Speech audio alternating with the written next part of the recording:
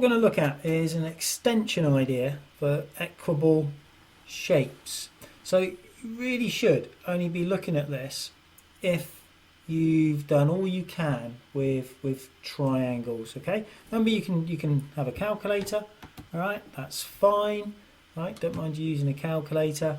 I suggest that you got a pencil and a ruler. Okay, so I'm going to look at pentagons.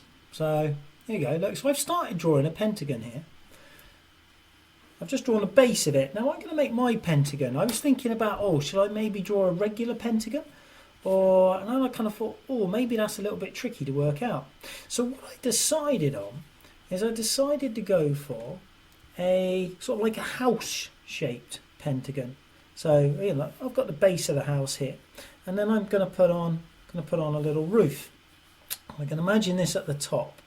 I can imagine this is in the middle here. This is just how I've decided to draw it. Now I'm going to give it some measurements. I'm going to say that my base here is 20 centimeters, and I'm going to say this length here is 8 centimeters. So the first thing I'm going to do, so if I also know, if I just split this in the middle, look here, I also know that we've got two triangles on the top. And two right angled triangles, and I know that that length is 10 centimeters, and obviously the same with this triangle over here. Now this is the bit I'm going to change. Okay, so I'm going to call that bit the height. So what would be logical? What would be a logical number to start with? So I could choose any number, but I'm going to choose 1 centimeter just in there. Okay, so first thing I'm going to do is I'm going to work out the area. So the area is going to be 8 multiplied by 20.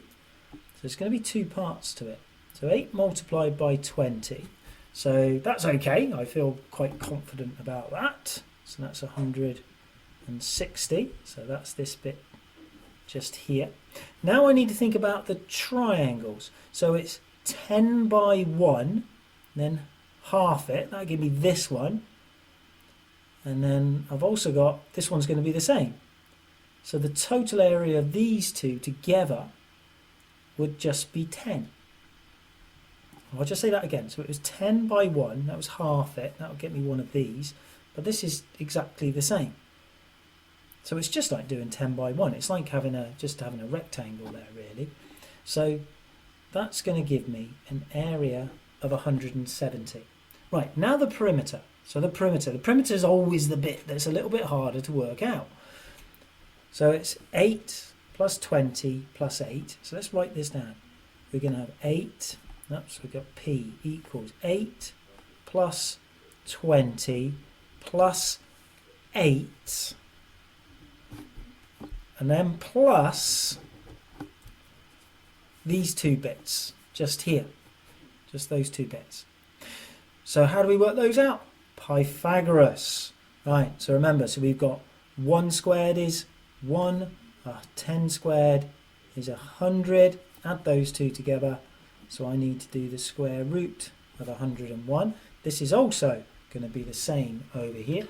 So the square root of 101 is going to be 10 point a tiny bit.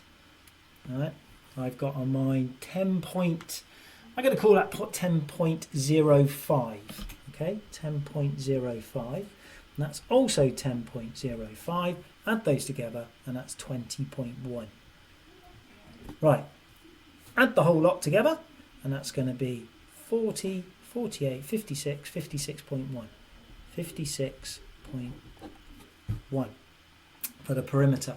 So what I would suggest that you do is then try another one, okay? But let's control it. All right, so here we go. Look, I got one here. So I'm going to do this one quickly. Now we did 20 across here and 8 here. Now I'm going to keep those measurements to be the same. And then we're going to make this bit up in the middle, this height bit, we're going to call that 2 this time. So that was the bit I made 1. So, and then so I'm going to make this one 2, and then maybe I'll do another one 3, another one 4, etc. As I go through the problem, I'll get an idea of maybe what I want to change it to. All right, now I'm going to quickly do this one so you can see it. So the area will be, this is just the same underneath. That's just going to be 160. And then on the top, it's going to be 20. Okay, that's going to be 20. So that's going to give me 180 altogether. I did 10 times 2, halved it, and I've got this over here as well. Right? I could just do 20 times 2 and then half that. Right? Maybe that's easier. Okay, right, let's work out the perimeter quickly. All right, now remember, this is only an extension idea. You should only really be doing this if you're happy with the maths that I'm doing here.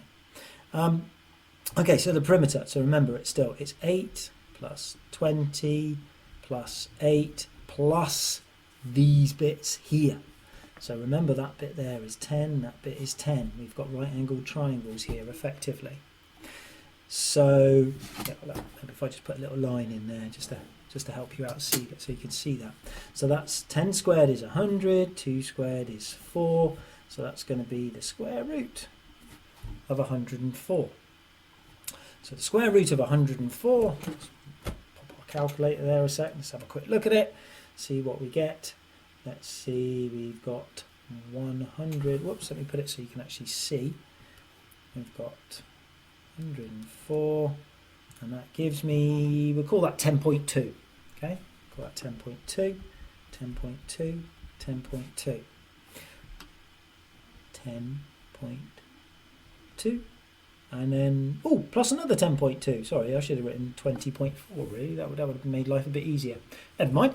Right, let's add it all together. What do we get? Let's have a little look. So we've got 20, 30, 40, 48, 56, 56.4. Okay. Now, that's just an idea for you to explore. Okay. I don't know I'd be interested to know what happens if when this point here goes right up here. I wonder if that would make a bigger difference. You could have quite a big perimeter going up there, but then is that going to stretch the area up so much, right? It needs a bit of investigating. Maybe you could try different numbers down here. It doesn't have to be 20 and 8 there. So, things that we need to do. We need to table of results. That helps you show and organise your results. So that's really important. All right. If I was thinking about this, I would have chosen a different colour here, because it doesn't come up so well on the screen, but we can see what would the table look like for this one. Well, look, it would just look like this. I've called it, so our house base of 8 by 20. So the height is the thing that we've changed. I'm going to enter the areas, enter the perimeters. So just do the next few, see what happens. Right, see if anything interesting happens. When you get to a point where you think, actually, I'm happy with this, we could go back and we could change this here. Why not change it? Why not? What happens if we make that a much smaller number, or this a much bigger number, right? Or smaller number? Just experiment with it. Okay, it's a different idea. So the challenge is can you find me an equable pentagon that looks like this sort of house shape?